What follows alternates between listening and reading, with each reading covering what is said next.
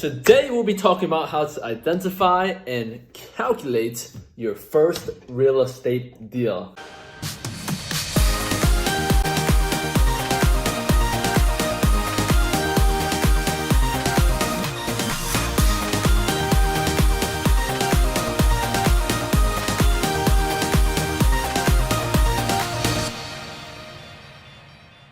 What's up, everybody? This is Coach Jonathan and David Lee here, and welcome back to my channel where we discuss two of my biggest passions, fitness and finance. So over the past 3.5 years, I was blessed enough to get into rental real estate, even with very little money and while working a full-time job, which is like 10-hour days. With that said, I've had many people ask me how I got started in real estate or how I know whether a property is a good investment. I am in no way, shape, or form a real estate guru or trying to sell you on like some real estate coaching webinar or something like that. Knowledge. I'm just somebody who got into rental real estate a while back, using some strategies that I've learned from some of the books behind me, some of the mentors that I've talked to, and sharing the journey, sharing those same strategies to hopefully help you identify and get your first real estate property. First, we need to identify what kind of investor you are. Number two, we need to identify a target market for you, a niche, location. Then number three, getting down into the nitty-gritty, the simple elementary school math, calculating on a bunch of properties before you even walk through a few and before you put an offer down for your first one. There's no fancy Excel spreadsheet with pivot tables, VLOOKUPs. Do you know VLOOKUP? I use basic addition, subtraction, division, multiplication, and I'll walk you through a real deal that I did back in May 2019. So let's start off with number one, identifying what kind of investor you are. There are so many ways to invest in real estate, and you have to focus your energy on one or two, one that interests you, because you want to do this for the long term. You want to build that passive income stream or an income stream. So one of the more popular ways are fix and flips. Fix and flips, you buy a rundown property for $40K. It's run down probably because maybe the landlord doesn't want to take care of it. Maybe there's bird maintenance of this place, letting the roof cave in, electrical is all messed up. You buy this property, you see potential in this property, you buy it for $40K, you fix up all those problems, and then 6 months down the road or however long you hold it for, you sell it for $100K and you make the difference. Another way people invest in real estate is that they buy a property and they hold it for a long period of time,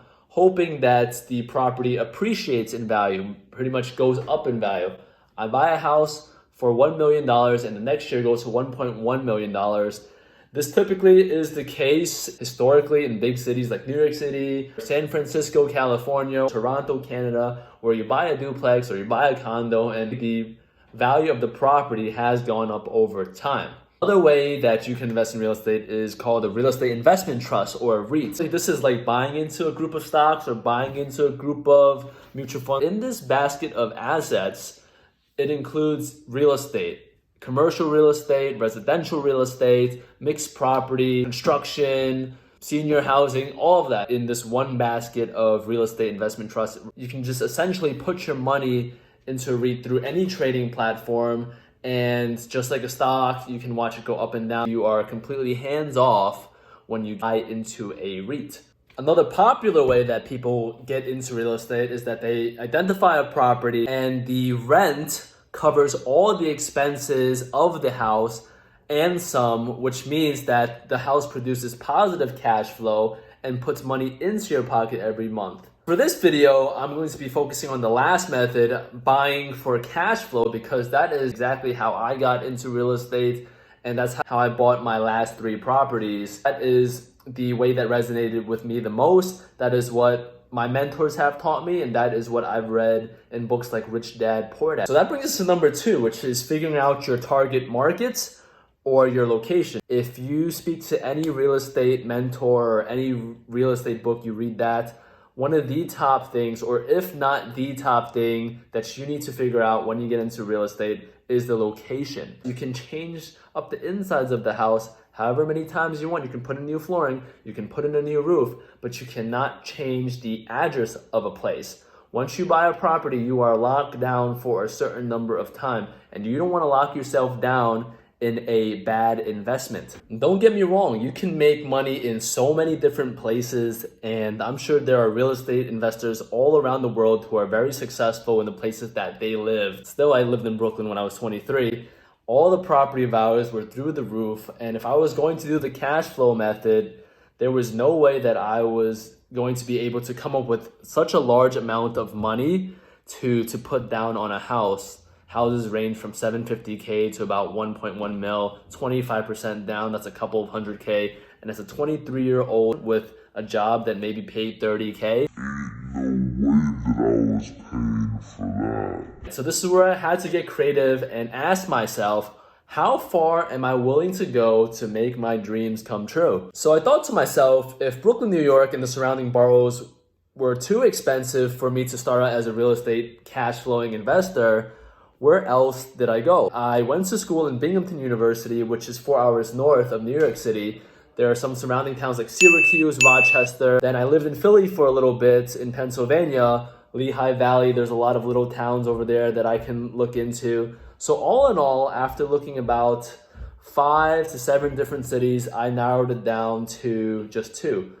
Binghamton and Johnson City. Maybe you live in an expensive city like me, you want to get started in real estate, so you're gonna have to drive out a little bit, become what they call as an out-of-state investor, but that's a-okay because you can always find a way to make things work. And finally, that brings us to number 3, which is calculating the cash flow using basic elementary school math. My calculations follow very closely to the book ABCs of Real Estate Investing, one of the books back there. Now, this part of real estate investing is the nitty-gritty, but 100% necessary if you are going to become a real estate investor.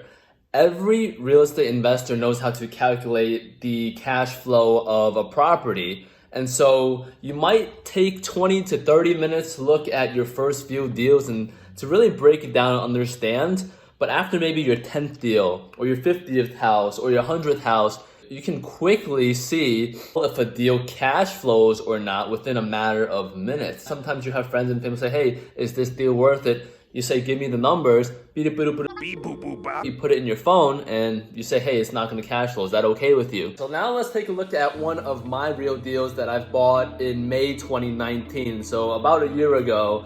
And when I'm looking at these numbers, and when you're looking at your own numbers, you have to take the worst case scenario when you're calculating properties.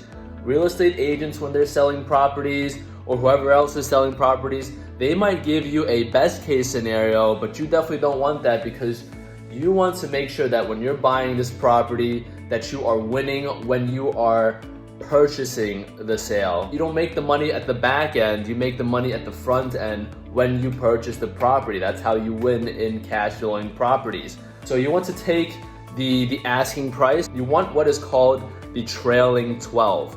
Trailing 12 meaning the past 12 months of rent roll history that this particular house has generated. For me in this deal, the asking value was $165,000 and the monthly rent was $3,200 a month. So after calculating the amount of income that your house, your investment property is going to get every month, now you want to take out all the expenses, and in this expense column you're going to have your hard numbers, which are the numbers that you're going to pay every single month, and then the variable numbers, which could depend on the season and things like that. So let's break it down. There's an acronym for the hard numbers called PT, P-I-T-I, standing for principal, interest, taxes, and insurance. When you are buying an investment property, sometimes you're going to take out a loan from the bank. And with that comes principal and interest. After that, you have your taxes that you pay for the property itself, for the land that it's on, the schools, the town tax, the city tax, whatever you need, taxes. And then you have insurance on the property. Whenever you're buying a house, you're always going to want insurance on an asset just in case something bad happens. So now with that same deal previously that we talked about, let's take a look at the hard expenses and the variable expenses. Principal and interest can be calculated through any online mortgage calculator. They're 100% free. So how you do that is you take the value of your property and you figure out how much you are going to take out in bank loans.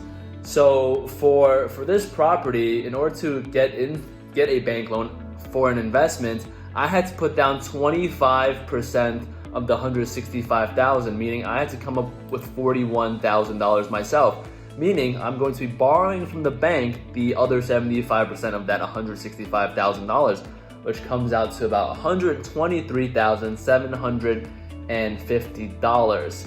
With that said, then you take the interest rate, which you call up the bank or the local lender and see what's the going rate at that time. Maybe you want to shop around.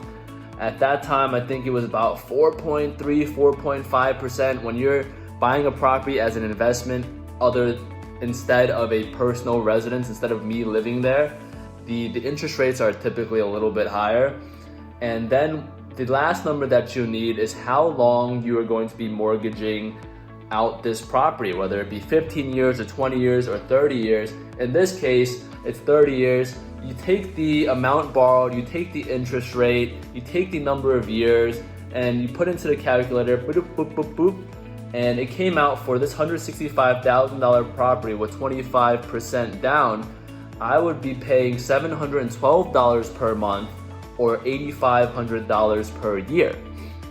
Taxes, you'll be able to find that by looking online or even asking the real estate agent, hey, what are the taxes on this property? As for the insurance, you can call up a bunch of different insurance companies. Again, get competitive pricing by calling 2 or 3 insurance companies and letting them fight for your business and give you the best rates. And so for this insurance for my house came out to about $985 per month.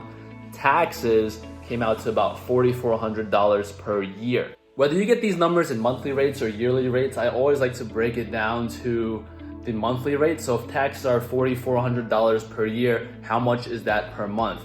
Because I want to know, again, how much money is flowing into my pocket every single month. So now that you have your hard expenses, you want to calculate also your variable expenses, including your monthly maintenance for small things like broken cabinets or broken toilets, things like that, all the way up to utilities if you're paying for that, to lawn care, snow removal, CapEx, which is a big one.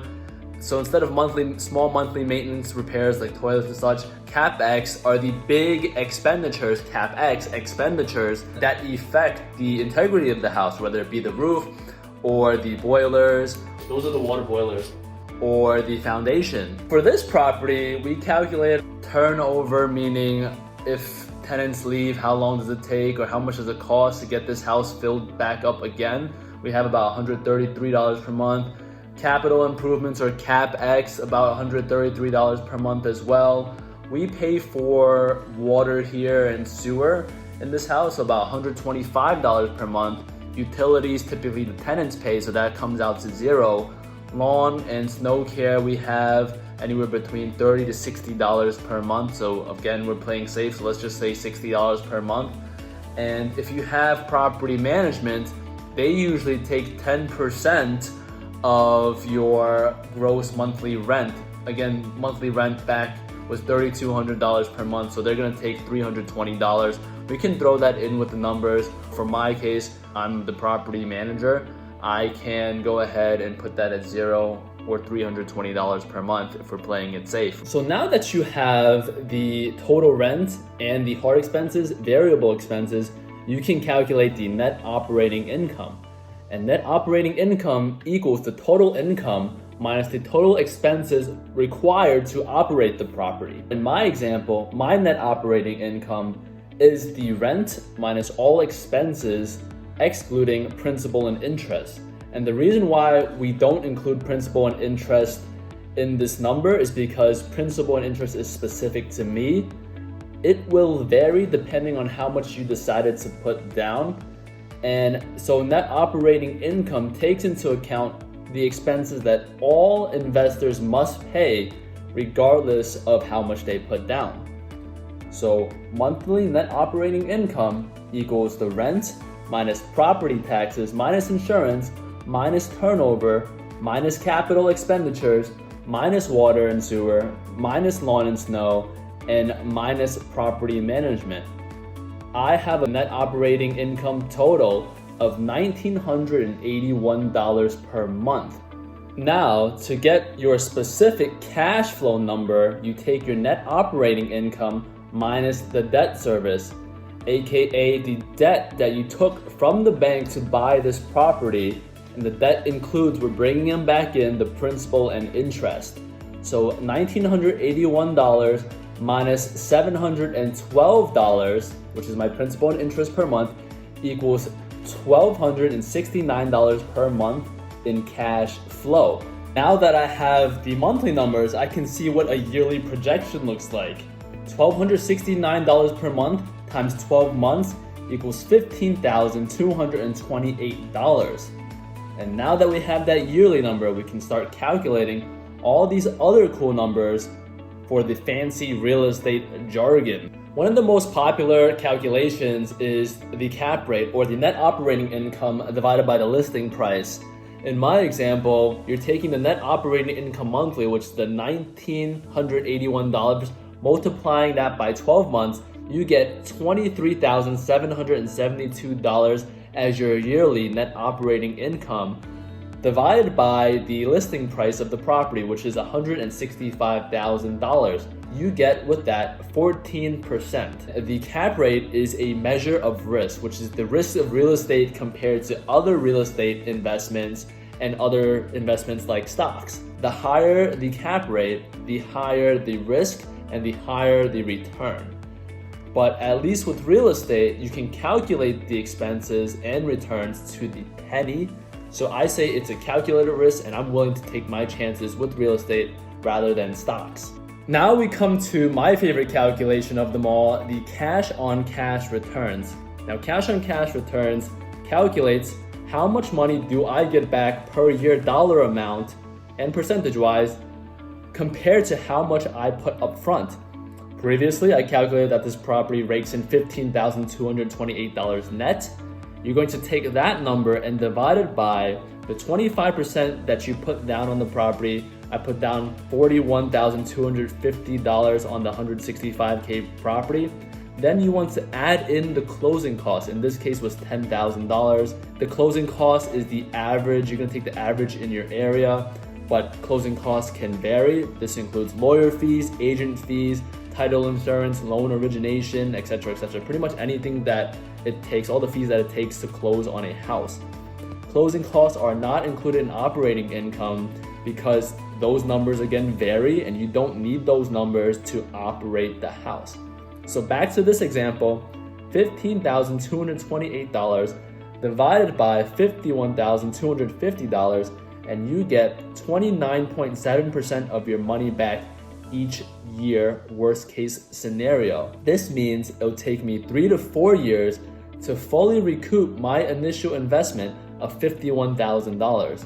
And I like this number a lot because people say if you're making more than 3% a year, you're beating the interest rate that banks give you for holding your money.